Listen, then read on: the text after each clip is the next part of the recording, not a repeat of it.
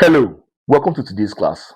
The topic of today's class is music terms and terminologies. This is for singers, artists, or anyone playing music or singing at a professional level.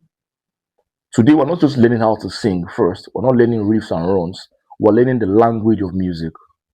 Because if you can sing and you don't understand these music terms, you will, number one, struggle at rehearsals.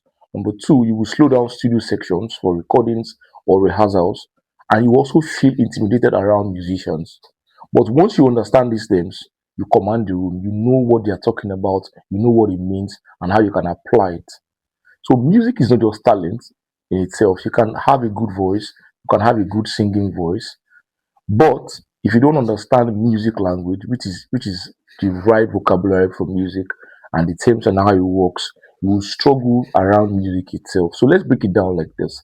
I'm going to be sharing tips, close to 15 or 20 terms and terminologies that is being used, and I'll explain to you with illustrations how you can understand it in real time and in the musical world.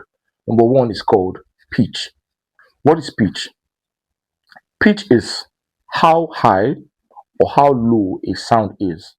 So if I sing ha very high and I sing ha very low, the pitch is what you can, what will help you know the difference. So that is pitch difference, how high and how low. So you can try it yourself. Sing ha very low and try to sing the same ah on the same key very high. That's what is called pitch difference. So think of it like this, like a staircase. Upstairs, high pitch, downstairs, low pitch. So if you cannot control pitch, you will sing off key. If you don't understand how to use your pitch, how to approach your pitch, you will definitely sing off key. So look at this example. So when someone says you are singing flat or you are singing off, they are trying to say you are singing below the correct pitch, right? So when somebody say you are sharp, you are singing sharp, is that you are singing above the correct pitch. And to understand this pitch, you need to understand the key that you are singing on to know the range of the pitch itself. So, as a professional singer, pitch control is non negotiable. Number two, I call this one key. What is a key? A key is the home base of a song. The home base of a song. So, it determines where the song sits comfortably. So, for example, if a song is on key C, everything evolves around key C. I hope you understand. If a song is being sung on key C, what it means is that everything in that music evolves around key C. So look at this illustration. Think of a key like your shoe size. If it's too small, you strain. If it's too big, you lose control. Same with songs. That's how it is. So if a song is too high for you, don't force it. Just transpose it. Move it to another key and try to sing it on it. And then it works. Strong artists know their key. Professional artists know their key and they know how to work around the keys that can help them project effectively, depending on type of song or type of emotion they want to pass with the music. Number three, I call this one scale. What is a scale? Simple. A scale is a sequence of notes arranged in order. A sequence of notes arranged in order.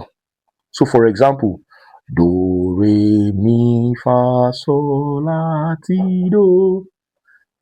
That's a scale. Notes arranged in order. So that's the major scale. So look at this illustration. Think of a scale like an alphabet in music. You cannot form words without A to Z, like A to Z, right? So you cannot sing freely without understanding scales. That's what it means. So scales build control, they build range, they build agility, which means every great vocalist must practice skills from time to time to refine what they know and to help them stay musically sound. Number four, I call this one range. What is range? Range, not range sport. Range. What is range? Range is the distance between your lowest note and your highest note. So if your lowest note is low C, like low key C, and your highest note is high A, key A, then that's your range. Look at this illustration. Think of your voice like a rubber band, right? So stretch it too hard, it snaps. Train it gradually and it expands. That's how it works. So don't compare your range to others. You have to train your own and work on your own. Number five, I call this tempo. What is tempo? Tempo is the speed of a song. If a song is slow, it's called ballad. If a song is medium, it's called groove. If a song is fast, it's called upbeat. Right? So tempo is measured in BPM, beats per minute.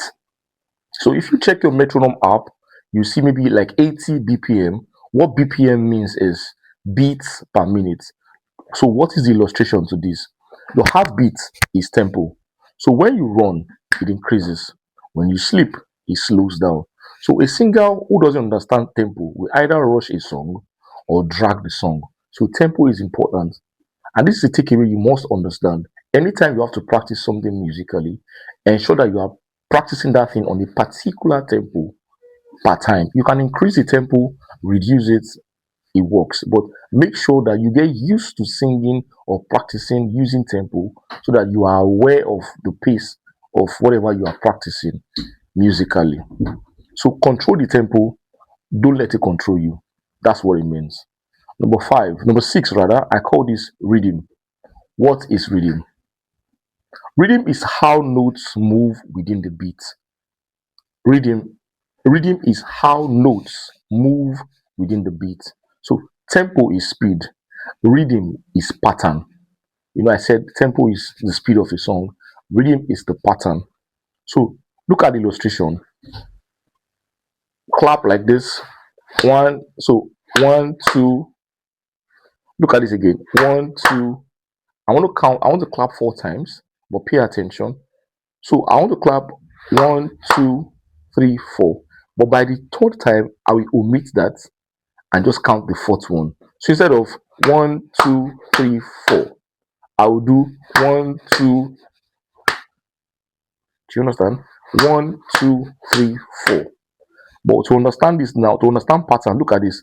One, two, one, two, one, two, one, two, three, four. One, two. So one, two, three, four. One, two, three, four. One, two, three, four. That's pattern. That's rhythm, rather, which explains how pattern works. So two singers can sing the same melody, but different rhythm will change the entire vibe. So Afrobeat relies heavily on rhythm. Gospel sings dynamic rhythmic phrasings. So R&B also uses rhythmic creatively. So if you master rhythm, then you master your groove. Number five. Number seven, I keep saying number five. Number seven now is called melody. So what is melody? Melody is the main tune of a song. It is what people hum. Melody is the main tune of a song. It is what people hum. So if someone says sing the melody, what they are saying is sing the main tune, not harmony. So look at this illustration. Think of melody as the lead actor in a movie. Everyone else supports it. So if the melody is weak melody, the song is forgettable. Strong melody, timeless record. Number eight, I call this harmony. What is harmony? Harmony is when two or more notes sound together. So if melody is ha, harmony could be either lower notes under it or higher notes above it. So look at this illustration. Think of harmony like background singers. You don't replace the lead, you just support it and enrich it, right? So as a singer, as an artist, if you don't sing harmony live, you must understand this also for studio work. So if you're a choir member, if you're an artist, you need to understand how to sing harmonies live. If you don't do it live, either in church, a time will come you have to do it in the studio for recording. Number nine, dynamics. What is dynamics? Dynamics is the volume control in expression. So look at this. Volume control in expression is what is called dynamics. So piano equals to soft. Forte equals to loud, or fourth equals to loud. Crescendo, gradually louder, gradually louder. Diminuendo, gradually softer. So illustration, if you shout the whole song, it becomes boring. Like if you sing the whole song on a range, it becomes really boring. But if you also whisper the whole song, it also becomes dull. So what should you do? Music needs emotional contrast. Dynamics creates that drama. When to come in soft, when to go out hard, when to go in softer, like that. That's how it works really. So if you sing on the same dynamics all through, the song just becomes boring, you know. But if you change the dynamics from time to time, maybe you want to enter like this, you sing it softly, then after a while you increase the beat and you end it softly, or you end it high on when you get to the apogee, everything works. So look at how dynamics works and then you understand what it's trying to talk about. So dynamics creates the drama. Number 10, this is called timbre. What is timbre? In brackets, tone color.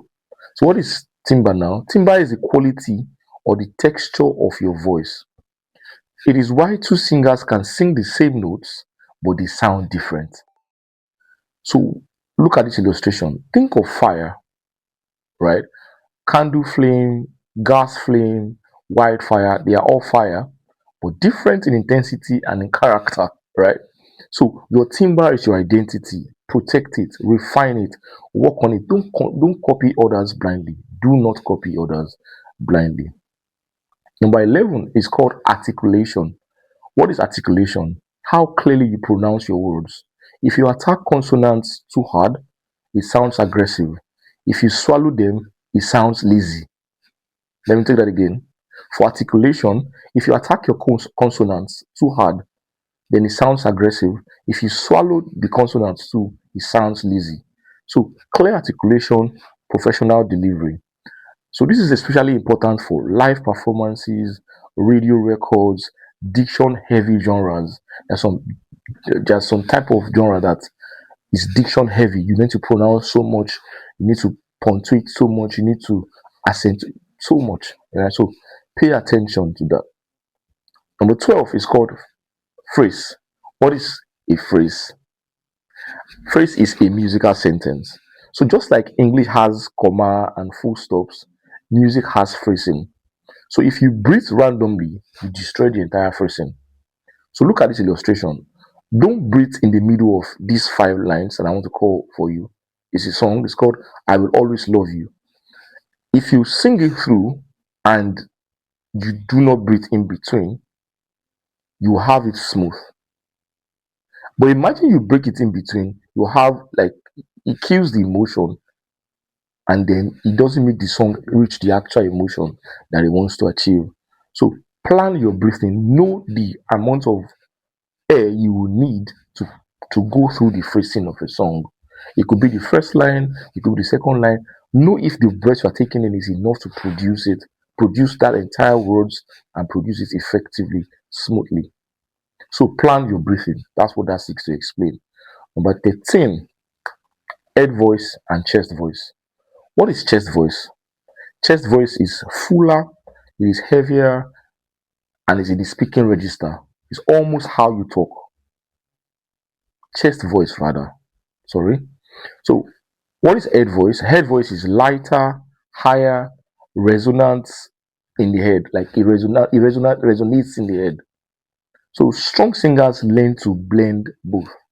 You don't have to sing one or choose how to sing one. No, it's the usage of both that really makes music really interesting. So never shout your high notes from your chest voice alone. Nah, that's how damage happens. Never shout your high notes from your chest voice alone. Number 14, falsetto. What is falsetto?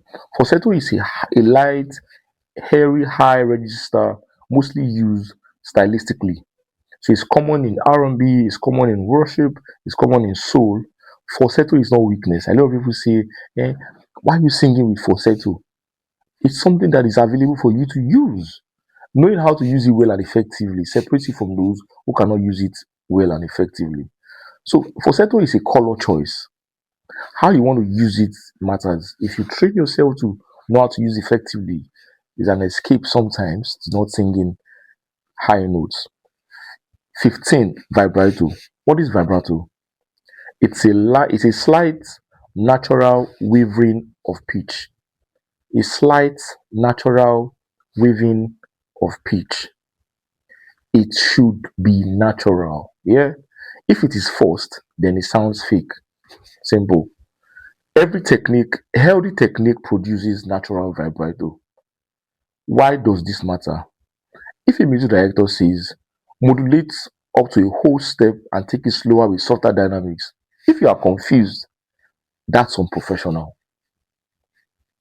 So understand these terms gives you confidence, it gives you speed in rehearsals, it gives you respect in studios, it gives you authority on stage. So this is practical and it's for the next 15 minutes. 5 minutes rather. Do it for 5 minutes and you can repeat it again. Sing one line of a song. That's number one.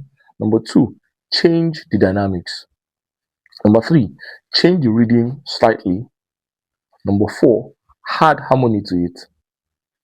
Number five, then slow the tempo down. All those things, choose a song, pick a line of a song, and do it from 1 to 5, and send me your views. Let me see what you have. Let me see what you got.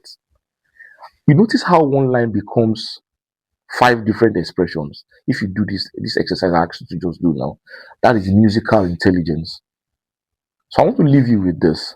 Talent opens doors for people, for singers, for artists.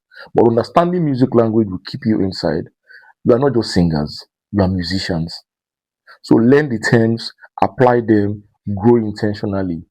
Legacy over noise. Understand the process, enjoy the process, follow the process. Skill over hype, understanding over guesswork. And I really, really wish that you get better in your journey of music as you begin to learn how to move from your point A to your point B. I remain your music coach, Shile Okeshino, and I look forward to speaking to you next time. Till I speak to you next time, stay inspired.